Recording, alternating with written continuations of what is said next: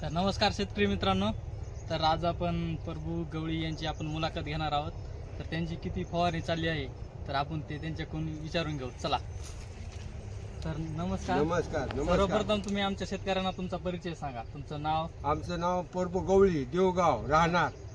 हे इथं ही तिसरी फवारणी. तिसरी फवारणी मध्ये तुम्ही काय काय फवारता? आता सध्याला तर हे कोणतं औषध आहे? हे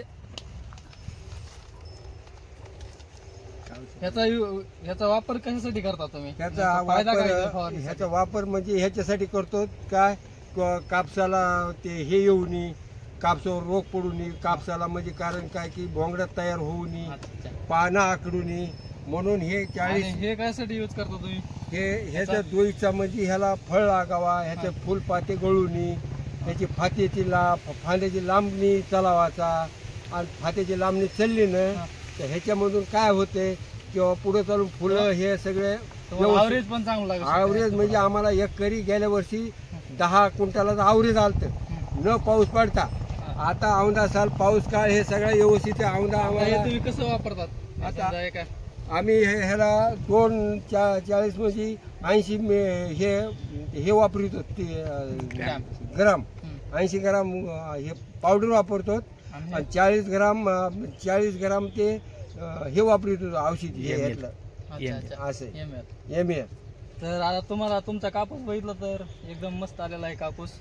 तर आता ही किती तिसरी फवारणी तुम्ही आता पहिली आणि दुसरी फवारणी कोणती किती सांगू शकता तुम्ही? अच्छा.